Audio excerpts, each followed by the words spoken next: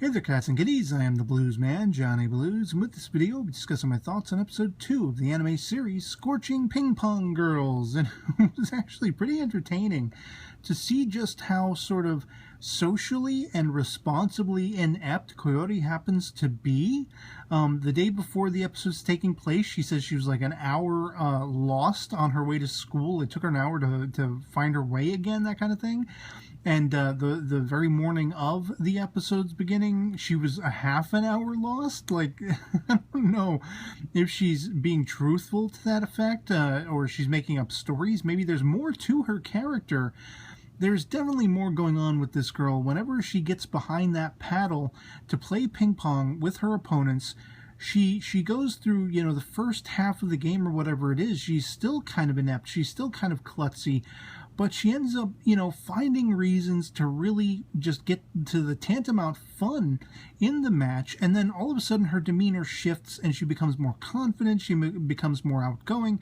And she's absolutely smiling and having fun. And she becomes a beast to be reckoned with in this ping pong sort of framework. And it's really intriguing to me, like, what more is going on there? What's going on behind the scenes? What secrets could this character, Coyote, possibly, potentially, behold, you know, for these other characters to find out? And it's really interesting to me. I thought she was only going to be going up against Hokuto in this episode. You know, the sort of Sub-Zero chick whose breath indicates that she's very chilly and everything like that. As one of my viewers pointed out in the comments on my first episode discussion video for this series, it's probably because they have the AC cranked up so you're not sweating too much as you're, you know, performing and playing and that kind of thing. And I think that's probably spot on. I didn't even, you know, think of that at the time, but it's intriguing to me that we actually have two opponents in this episode, Hokuto as well as Hanabi, who are going up against Coyote. And it just flabbergasted me that Coyote ends up making Hokuto break a sweat. Here is the chilly chick, the chick with the ice-cold breath, the blue and white motif, Sub-Zero in effect to the fullest, and she makes her break a sweat. Now, the first half of that whole match, Hokuto is dominating. But as you saw, you know, when Coyote like looks out the window and she sees people running, something sparks inside her where she's able to really appreciate how much fun table tennis, ping pong is for her. And suddenly her demeanor changes. You see that shift. And all of the calculating, the very Sherlock Holmesian sort of calculating that Hokuto has been doing, even to the point of the speed of the ball, the sort of dimensions of where she's going to hit it to try to manipulate her opponent to hit it where she wants it to go and everything like that.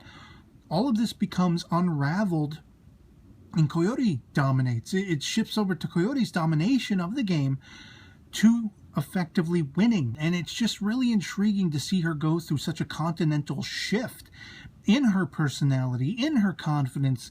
It really leads me to suspect there's got to be more going on with her character, whether calling back to her previous school where she may or may not have been a champion. Maybe she was the ace for her respective school's team until transferring to this school, where she's now going up against Agari. You know, I mean, that is really the tantamount aspect as it's unfolding, these competitions between Hokuto and Hanabi with Coyote.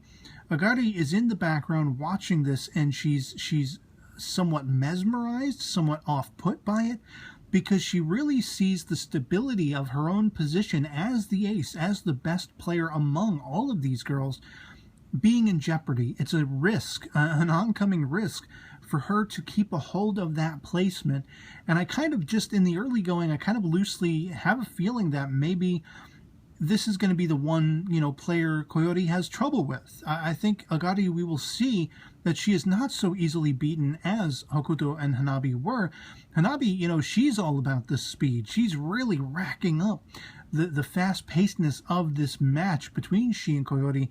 And Coyote, again, something awakens in her, a spark comes alive where she shifts that continental weight of you know, domination in their matchup.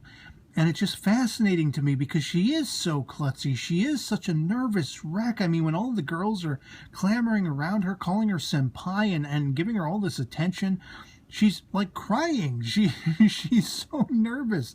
She's brought to boil with all of this stuff.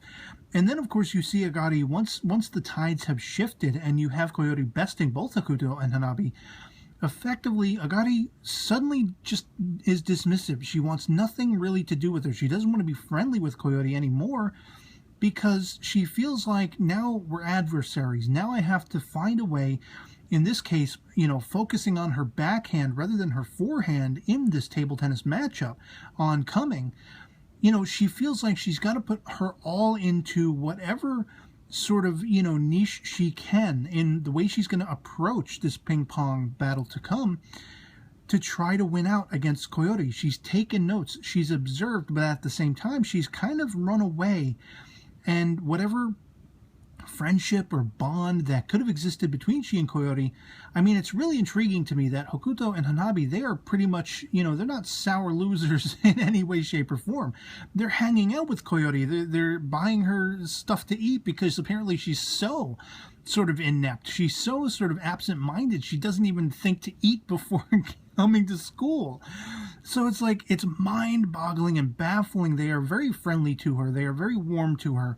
But Agari is so threatened about her placement as the ace, she does not want to lose it worth a damn, and she's going to go to the nth degree to practice, even going up against Musume, who, as sort of the senior, she's trying to comfort Agari and give her words of wisdom and give her a hug and everything like that. But of course, because of her rack being soft and fluffy and everything, Agari's kind of put off by it.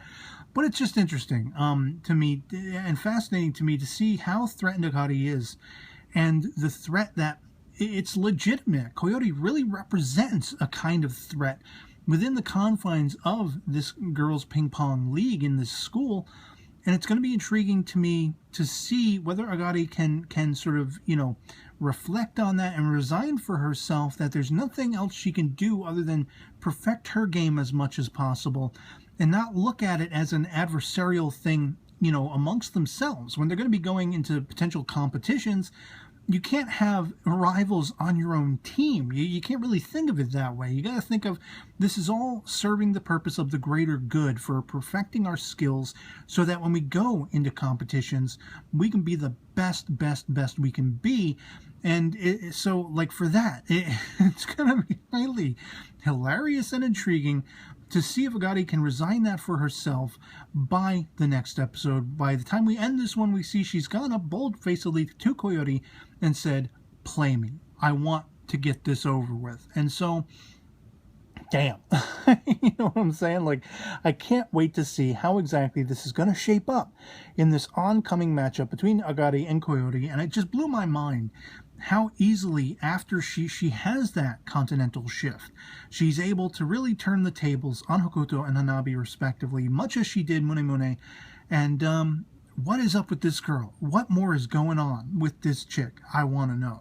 So otherwise, that's pretty much all I have to say on episode 2 of Scorching Ping Pong Girls. I'd love to hear from you guys in the comments below what you thought of the episode. If you enjoyed it, love it or hate it, anything goes in the comments below. Just love having that conversation. Otherwise, that'll be pretty much it for me on this. Hope this video finds you well. And I'll catch you all later. Peace.